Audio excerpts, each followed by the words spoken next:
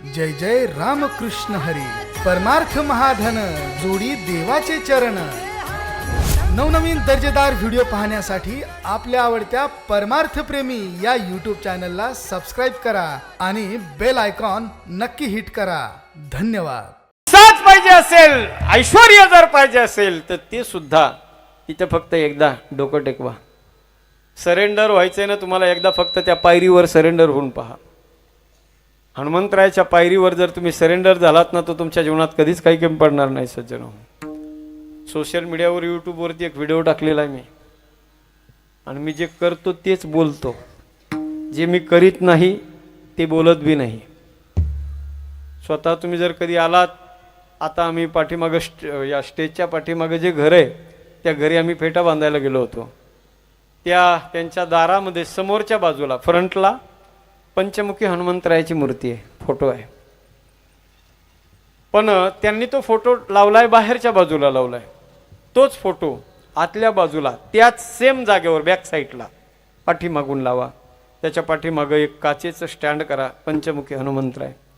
रोज घरातल्या माणसांनी स्नान झाल्याबरोबर चांगले शुद्ध वस्त्र परिधान करून त्या फोटोची पूजा करा, पुसून काढा, तिलक लावा, दिवा लावा, धूप लावा, दर्शन घ्या। आणि घरातून बाहेर निघताना ज्या हनुमंतराय समोर लावलेले आहेत आतून, त्या हनुमंतरायाला स्पर्श करा, दर्शन घ्या, उजवा पाय घराच्या बाहेर टाका आणि कोणत्या बी कामाला जा, तुम्ही 100% सक्सेस झाल्याशिवाय राहणार नाही सज्जनो। हा विश्वास माझा आहे आणि म्हणून सांगतो तुम्हाला। पण करताना मोले घातले रळाया, नाही आसू आणि माया, असं नको आहे। फ्रॉम दी हार्ट, अंतकरणातून सेवा करून पहा तरुण पोरांनो। जीवनामध्ये काही कमी पडत नाही सज्जनो। भक्ती म्हणजे सामान्य नाही, परमार्थ सामान्य नाही। आज जरी तुम्हाला काही माणसं म्हणत असतील, महाराज अहो काय परमार्थ लावलाय तुम्ही, तुमच्यासारखे परमार्थ करणारे लोक त्यांच्या घरावरचे पत्र निघायला तयार नाहीत आणखी, आणि आम्ही परमार्थ करत नाही। हजारो कोंबड्या बकऱ्यांची कत्तल करणारे माणसं आम्ही, रोज हजारो कोंबड्या बकऱ्यांचे मुंडके छाटणारे आम्ही। एकीकडे आम्ही धाब्यावाले बेरबारवाले मालक आम्ही, एकीकडे आम्ही बघा आणि एकीकडे तुम्ही बघा भजन करणारी भजनी मंडळी। तुमच्या भजन्यांनी आतापर्यंत किलोचे टाळ वाजवून छटाकावर आणले, तरी तुमच्या घरावरचे पत्र निघणार, आणि आम्ही इकडे हजारो कोंबड्या बकऱ्यांची कत्तल करतो, मुंडके मोडतो, तरी आमचे बिल्डिंगवर बिल्डिंगी चालूच आहे। मग तुम्ही भारी का आम्ही भारी? तुमच्याकडे कोण भारी? हा, आता तुमची बारी सांगण्यासाठी, तुमच्याकडे कोण भारी? हा होय दादा, ढाब्यावाला भारी, दारूवाला भारी? नाही, त्यांना थोडं बोललो मी, नाही का? आमचं म्हणजे कसं आहे बरं का, आमचं म्हणजे रेडीमेड कपड्याचं दुकान आहे। हा, रेडीमेड कापडात कुणाचं माप घेतलेलं असतं का? नाही, ज्याला जे कपडा येतो त्यांनी अंगात घालून बघायचा, बसला फिट तर त्याच्यात आमचा काय दोष? हा, जगाचा इतिहास जर पाहिला सज्जनो, पण एक लक्षात ठेवा, जरी आज तुम्ही वाईट काम करत असताना, तुम्ही विनंती असेल माझी तुम्हाला, जर तुम्ही करत असाल तर हळूहळू ते कमी करा, चांगलं करा। धाबा जरी टाकायचा असेल ना, प्युअर व्हेज करा, शुद्ध शाकाहारी करा। अन्नच आहे ना तुम्हाला द्यायचंच ना, ते लोकांच्या मुखात घालायचे ना, तर चांगलं घाला। जोडून या धन उत्तम व्यवहारे आणि उदास विचारे वेच करी। असा सप्ताह असला, कार्यक्रम असला की मोकळ्या मनाने, महेंद्र महाराज किती काय डिमांड आहे तुमची? महेंद्र महाराज म्हणले 5,000, 25,000 घ्या। याला म्हणायचं उदास विचारे वेच करी। चांगल्या मार्गाने कमवा, चांगल्याच मार्गाने त्याची विल्हेवाट लावा। आयुष्यात कधी काही कमी पडत नाही सज्जनो। तुम्हाला आज हे अनितीने कमवलेलं, वाम मार्गाने जे मिळवलेलं धन आहे, तुम्हाला वाटत असेल हे आपल्याकडे लय मोठं आलंय, लय येतंय, आपण लय श्रीमंत व्हायला लागलो, पण जितकं झपाट्याने येते ना, तितक्याच झपाट्याने ते आपल्या जवळचं सगळं घेऊन जात आहे। एक उदाहरण सांगतो तुम्हाला मी। एक बकेट भर दूध आहे, एक बकेट भर दूध आहे, त्या बकेट भर दुधामध्ये तुमचं आहे, ते बकेट भर दूध तुमचं आहे, पण त्याच्यामध्ये एकच कप रॉकेल टाकलं, काय होईल? काय होईल? अख्ख्या बकेटीतल्या दुधाचा नाश। एक कप ही दूध पिण्याच्या लायकीचं राहणार नाही. आणि तसं आहे, तुमच्या बापजाद्यांनी परंपरागत पिढ्यानपिढ्या जी कमवून आणलेली जी संपत्ती असते ना, त्या संपत्ती म्हणजे बकेट भर दूध आहे. आणि तुम्ही असं वाम मार्गाने आणलेलं जे धन आहे ना, ते म्हणजे एक कप रॉकेल आहे सज्जन हो. ते टाकल्यानंतर काहीच राहणार नाही तुमच्याकडे, एक कप भी राहत नाही. हे लक्षात ठेवा. मी हा इशारा देत नाही तुम्हाला, हे लक्षात घ्या. पण ही रियालिटी आहे. कोणत्याही मार्गानं जर अनितीच्या मार्गानं धन आलं, एक उदाहरण सांगतो तुम्हाला. आमच्याकडे मराठवाड्यामध्ये लातूर जिल्ह्यामध्ये किल्लारी नावाचं गाव आहे. तुम्हाला माहिती असेल, बातम्यावर तुम्ही पाहिलं बी असेल, 1993ला त्यावेळेला किल्लारीमध्ये भूकंप झाला होता. इतका भयंकर भूकंप झाला होता, इतका भयंकर भूकंप सज्जन हो. त्या किल्लारीचे माणसं कमी श्रीमंत नव्हते. गोल्ड, ब्लॅक गोल्ड त्या ठिकाणी होतं. ब्लॅक गोल्ड म्हणजे काय माहिती का? काळे अंगूर, काळी द्राक्षे, मोठमोठ्या द्राक्ष असायचे काळ्या रंगाचे, ब्लॅक गोल्ड असायचे. आउट ऑफ कंट्रीज त्याला सेल केल्या जायचं सज्जन हो. करोडो रुपये त्या लोकांना भेटायच्या काळात. विचार करा, सोनं नाणं कमी असेल का? ते मोठमोठे चिऱ्याचे मोठमोठे वाडे असायचे, राजमहालासारखे. जबरदस्त भूकंप झाला. कशामुळे झाला? भगवंताची अवमानना केल्यामुळे झाला. लक्षात घ्या. अवमानना देवाची केली, संपत्ती लयाला गेली, घर बेचिराक झाले. आणि त्यावेळेला सज्जन हो, अशा वेळेला माणसं मरत होते, भिंतीच्या खाली गाडल्या जात होते. पुकार चालू होती, वाचवा वाचवा वाचवा, मला बाहेर काढा. लहान लहान लेकरं म्हणू नका, महिला म्हणू नका, पुरुष म्हणू नका. प्रत्येक जण आपल्या जीवाच्या आकांताने ओरडत होता त्यावेळात. आणि अशा वेळेला सज्जन हो, काही माणसं स्वार्थी लोक त्यावेळेला तिथे गेले आणि त्या मरत असलेल्या लोकांच्या गळ्यातलं सोनं त्यांनी वरबाडून आणलं. लातूर मधले 2 जण बाप लेक तिथे गेले होते आणि नरेश काका त्या लोकांनी, बाप लेकांनी 1.5 किलो, त्यावेळेला 1.5 किलो सोनं त्या बाप लेकांनी आणलं. मोडलं सोनं. लातूरमध्ये मेन सिटीमध्ये चौकात अर्धा एकर जागा घेतली, 5-6 मजल्याची बिल्डिंग बांधली. आजही ती बिल्डिंग आहे, आजही ती जागा आहे, आजही ते लोक सज्जन आहोत तिथेच आहेत. पण एक दिवस असा जात नाही की त्या परिवारामध्ये भांडण नाही, तंटा नाही, कलह नाही. एक दिवस नाही. खाल्लेलं अन्न सज्जन हो त्यांना गोड लागत नाही. का? घरामध्ये आलेलं धन वाईट मार्गाने आलेलं आहे म्हणून. यासाठी जर मिळवायचं असेल ना, तर त्याला साक्षीला ठेवा, डोकं त्याच्या पायरीवर ठेवा, योग्य मार्गाने कमवा, योग्य मार्गाने द्या. शास्त्र सांगते 10%, 10वा भाग आपल्या संपत्तीतला, आपल्या प्रॉपर्टीतला 10वा भाग आपण देवासाठी दिला पाहिजे. जर तो आपण दिला 10वा भाग, 10%, 100 रुपये कमवताय 10 रुपये द्या, 1000 कमवताय 100 द्या, लाख कमवता 10,000 द्या, 1 करोड कमवताय 10 लाख रुपये देवासाठी काढूनच ठेवा. काही माणसं म्हणतील, महाराज 10 लाख रुपये द्यायला जरा जड होते. 1 करोड रुपये कमवू शकतो ना माणूस एका वर्षात, पण त्यातले 10 लाख द्यायचे म्हणल्यावर जरा जडच काम आहे ना महेंद्र महाराज. हा, मग कमी कमवा, कमी द्यावे लागतील ना. कोणी सांगितलं जास्त कमवायचे? कमी कमवले की कमी द्यावं लागते, पण द्यावंच लागते. जर तुम्ही म्हणाल नाही आम्हीच कमवणार, आम्हीच खर्च करणार, तर नाही, हे शक्य होऊ शकत नाही. तुम्ही जर म्हणले 100% आम्हीच कमवणार आणि आम्हीच खर्च करणार, तर 50% कोर्ट कचेरीला जातात आणि 50% हॉस्पिटलला. तुमच्याकडे काहीच राहत नाही. आणि ठरलेलं आहे सज्जन हो. म्हणून जीवनामध्ये जर आपल्याला श्रीमंत जरी व्हायचं असेल, धनवान जरी व्हायचं असेल, तर चांगल्या मार्गाने व्हा. बऱ्याचदा वाईट मार्गाने जर आपण धन कमवण्याचा प्रयत्न केला तर ते सगळं आपल्या अंगलट येऊ शकतं. म्हणून एकीकडे परमार्थ न करणारी माणसं आहेत आणि एकीकडे भजन करणारी माणसं आहेत.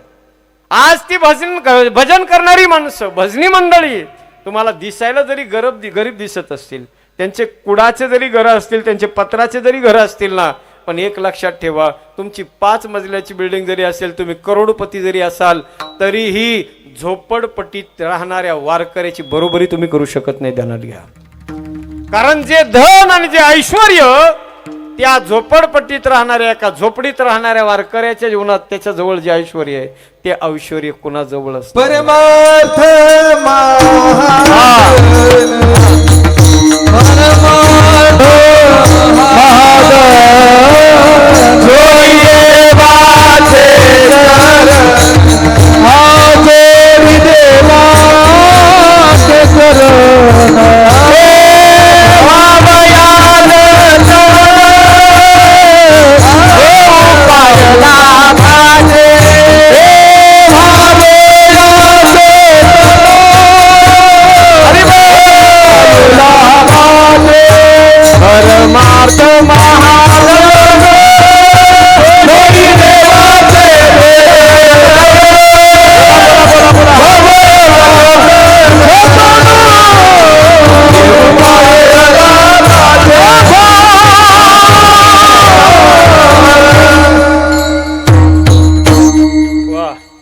परमार्थ महाधन.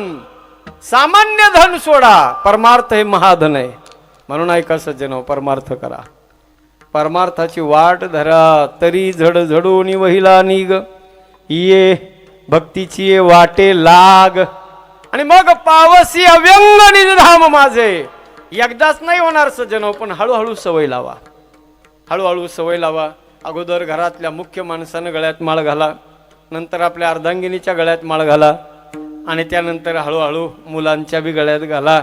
आणि एक दिवस तुमच्या जीवनात असा येऊ द्या की अख्खं खानदान माळकरी करून टाका. मला माहिती हे शब्द तुमच्यासाठी फार जड जाणार आहे, कारण जुनी जी सवय लागलेली असते ना, ती सवय मोडणं म्हणजे फार कठीण काम आहे. पण सज्जन हो, खरं सांगू, माझे संत सांगतात, मांस खाऊनी हाऊस करी आणि जोडोनी वैरी ठेविला. एक काळ असा असेल सज्जन, आपण इकडं राहणारी, खेड्यापाड्यात राहणारी माणसं, त्यावेळेस सुविधा नव्हत्या, त्यावेळेस व्यवस्था नव्हती, म्हणून नाविलाजानं कदाचित त्या काळामध्ये मांस भक्षण केल्याशिवाय जगणं शक्य होत नसेल. पण आज तुम्हाला सांगतो सज्जन हो, भारत देशातल्या कोणत्याच माणसाने मांस न खाता अन्नधान्य शुद्ध शाकाहारी जीवन जगण्याचा प्रयत्न केला.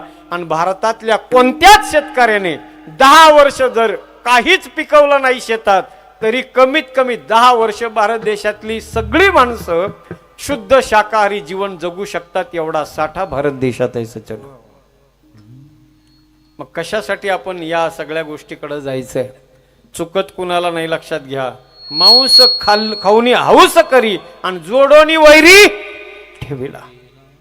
बऱ्याचदा काही काही आमच्या भागामध्ये तिकडं गावदेव्या असतात, गावदेव्या. त्या गावदेव्याच्या समोर बकरे कोंबडे त्यांची कत्तल केल्या जाते. मला एक कळत नाही, या खाणाऱ्या लोकांची गंमत सज्जन हो, हे देवाला का बदनाम करत असतील? अरे तुम्हाला कापायचं तर तुमच्या दारात कापा ना, दारात. तुमच्या लेकरा बाळाला असं आणा, बँड लावा आणि त्याला सांगा हे असं कापावं लागतंय. पोराला सांगा हे असं कापावं लागतंय बकऱ्याला. एक दिवस बकरा, ते पोरगा बी तुझा बकरा केल्याशिवाय राहणार नाही. तसाच मग तिथंच त्याच दारामध्ये तुम्ही देवाच्या दारात नेऊन कापिता, देवाला बदनाम करता. अरे ते देव काय मांसाहार करणार आहे का? देवीला माणसं म्हणतात देवीला नैवेद्य दाखवायचा, कशाचा? मांसाहाराचा नैवेद्य देवीला दाखवायचा. देवी कोण आहे? देवी भगवती आहे, जगदंबा आहे, भवानी आहे. भवानी म्हणजे कोण? बोला की. पार्वती माता. पार्वती माता कोण आहे? शंकर भगवंताची अर्धांगिनी आहे. अर्धांगिनी या शब्दाचा अर्थ अर्धांग तिचं, अर्धांग शंकराचं आहे, बरोबर ना? म्हणजेच अर्धांगिनी, अर्धनारी नटेश्वर शंकर भगवान आहे. अरे मग पहारे गावातल्या एखाद्या माणसाने बकऱ्याचं मांस कापायचं किलोभर आणि महादेवाच्या पिंडीवर नेऊन टाकायचं. कोण करू शकतं सांगा? करतं का कोणी? बक्षीस देत त्याला मी. हा, त्याला माहिती भिवंडी तालुक्यातले लोक जगू देणार नाहीत मला पुन्हा. खरं नाही, असंच आहे ना? फक्त माहिती होस तर राहू दे, सगळ्या महाराष्ट्रात व्हायरल होणार. पहारे गावामध्ये महादेवाच्या मंदिरात गावातल्या माणसानं, निधर्मी माणसानं मांसाहार नेऊन टाकला. असंच होईल ना? मग हिंदू धर्मातले लोक असे चवताळून उठणार. ज्यांना परमार्थाची अक्कल नाही ते सुद्धा माणसं हातात दांडे घेऊन जाणार उष्ण अवसन आणण्यासाठी. आम्ही लय धार्मिक आहेत असं दाखवण्यासाठी. का रे, तुम्हीच हातात दांडे घेऊन जाणारे, तुम्हीच आहेत ना त्या माणसाला मारणारे. महादेव का कशामुळे मारता, अपराध काय त्याचा? महादेवाच्या अंगावर त्यानं मांस टाकलं म्हणून तुम्ही त्याला मारायला निघालात. आणि तुम्ही रोज त्या देवीच्या समोर मांसाचे तुकडे टाकतात, त्याचं काय? बरं त्याच्या समोर बी काय टाकतात बाबा? मी आता लहानपणी पाहिलेलं आहे, मला तेव्हाच आठवतंय. मला आमच्या गावात मसुबाचं मंदिर आहे, मला आठवतंय. ते देवाच्या पुढं असं रॉ मटेरियल टाकतात. महाराजाच्या पुढं जशा फाटलेल्या नोटा असतात ना, महाराजाला दक्षिण द्यायची म्हणलं की फाटलेल्या नोटा, आणि देवाला द्यायचे असले काय माहिती की त्या बकऱ्याचे पाय, खुरी, हा ह्याचे दात पडते ना त्या खुऱ्या खायला. हा मग देवाला हे असं, अरे एवढं नादान नका समजू त्या देवाला. तुम्ही देवीच्या समोर तुम्ही मांस टाकताय. देवाला, महादेवाला जमत नाही तर देवीला कसं जमल? अर्धांगिनी आहे ती. तुळजापूर मध्ये मी हा प्रश्न विचारला, त्या लोकांनी उत्तर दिलं. ते म्हणले, महाराज आम्ही देवीला नैवेद्य नाही दाखवित, आम्ही नैवेद्य दाखवतो देवीच्या पायाखाली असलेला जो दैत्य आहे त्या दैत्याला नैवेद्य दाखवतो. मी त्यांना विचारलं, देवीचं चित्र तुम्ही पाहिलं का? तुम्ही पाहिलं का सगळ्यांनी? फोटोवर म्हणा, प्रत्यक्षात स्वतः कसं आहे ते? वाघावर बसलेली देवी, तिच्या हातात काय आहे? त्रिशूळ आहे. तो त्रिशूळ त्या देवीनं त्या राक्षसाच्या दानवाला त्याच्या छाताडावर पाय दिलाय देवीनं, आणि त्याच्या छातीमध्ये तो त्रिशूळ तिनं घातलाय. त्रिशूळ जो त्याच्या छातीत तिनं मारलाय, तो त्या दानवाला गुदगुले हो म्हणून मारलाय का? हा कशासाठी मारलाय? मारण्याकरता. तिला दैत्याचं समूळ उच्चाटन करायचे, सगळे दैत्य संपवायचे तिला. देवी दैत्याला मारायला निघाली आणि हे भक्त त्या दैत्याला नैवेद्य खाऊन त्याला जगवायला लागले. मग तुम्ही देवीच्या पार्टीचे का दैत्याच्या पार्टीचे? निर्णय घेणं गरजेचं आहे सज्जन हो. पहा, हे सगळ्या जुन्या परंपरा सोडून काढा, मोडून काढा. आम्ही एकदा महेंद्र महाराजांनी आम्हाला इकडे लग्नाला बोलवलं होतं. आता इकडं लग्नाला यायचं म्हणलं की आमच्या सारख्याला तर असं अंगाला काटा येतो. आम्हाला त्या गल्लीतून जरी आता या आंबाडीच्या तिथे आहे ना, तिथून नुसतं जायचं म्हणलं तरी आमच्या अंगाला काटा येतो. नुसतं जायचं, इकडं तिकडं बघत सुद्धा नाही. मी गाडीत असल्यावर सुद्धा नाही बघत. चारी बाजूने सगळं ते रक्त मांसच असते सगळं. एक लक्षात ठेवा, जैसे सेवी जे अन्न आणि तैसेची होय मन. मन जर चांगलं व्हावं वाटत असेल ना, तर तुम्हाला चांगला आहार घ्यावा लागेल. अरे ज्या बकऱ्याचं मांस तुम्ही खाता, ते बकरं 4-6 महिन्याचं झालं ना, ज्या आईचं दूध पिलंय ना, ती आई सुद्धा त्या बकऱ्याला कळत नाही. लक्षात घ्या. आणि तिचं मांस खाणारी तुम्ही, तुमची काय अवस्था होईल? विचार गरजेचा आहे, विचार गरजेचा आहे. लक्षात घ्या. आज हा परमार्थ याच्यासाठीच आहे, अध्यात्म याच्यासाठीच आहे, भक्ती याच्यासाठीच करायची. मला जाणीव आहे, मला कल्पना आहे, पण आज हे सांगणं गरजेचं आहे महेंद्र महाराज. याच्याशिवाय पर्याय नाही. सिर्फ हंगामा खड़ा करना मेरा मकसद नहीं है, मेरी कोशिश है कि ये सूरत बदलनी चाहिए. अनेक दिवसानंतर जर तुम्ही एवढं हाडाची काढे रक्ताचं पाणी करून एक रुपया बाजूला काढून जर माझ्या हनुमंतरायाच्या मंदिर एवढं सुंदर बनवलं असेल, उद्या हजारो साधू संतांचं दर्शन तुम्हाला होणार आहे याच गावामध्ये. तर सगळ्यांनी निर्णय घ्या, या सगळ्या जुन्या परंपरा बंद करून टाका आणि भक्तीच्या मार्गाला लागा. जीवनाचं परम कल्याण झाल्याशिवाय राहणार नाही. विठला विठला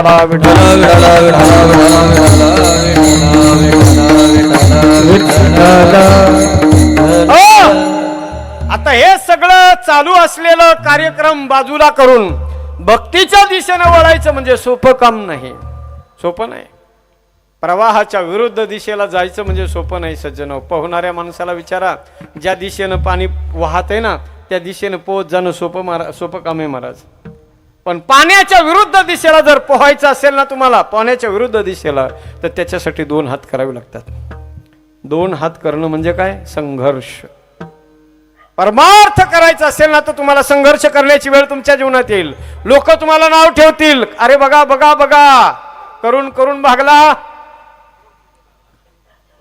असं बी म्हणणार आहे. पण हे बी ऐकावं लागेल, हे बी ऐकावं लागेल. संघर्ष हाच जीवनातला संघर्ष आहे सज्जनो.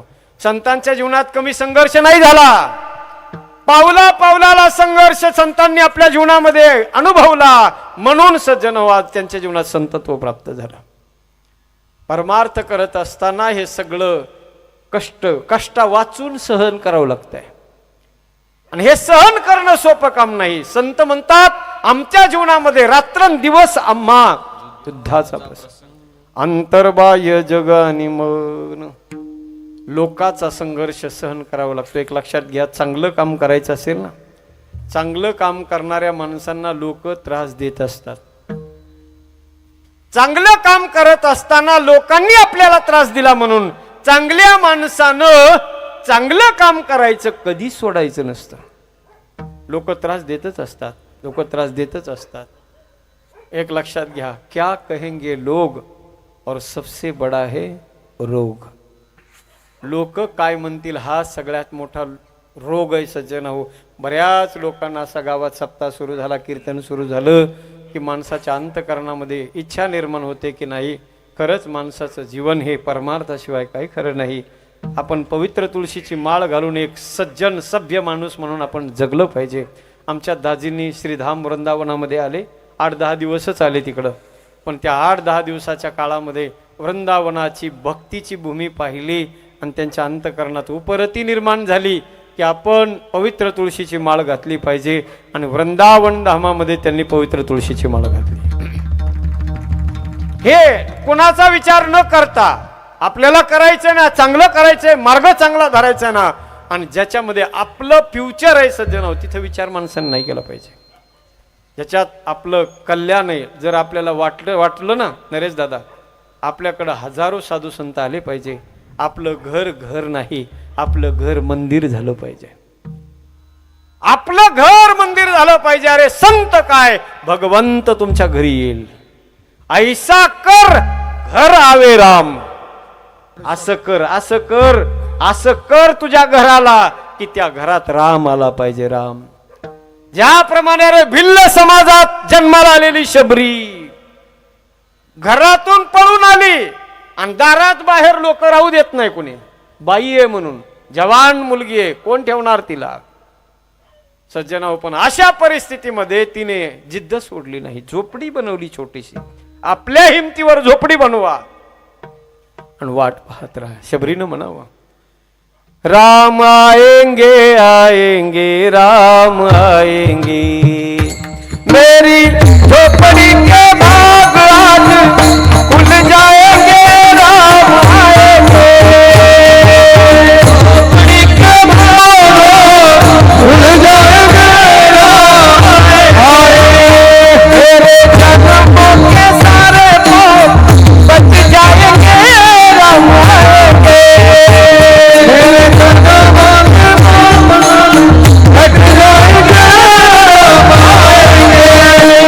राम आएंगे तो अंगना सजाऊं.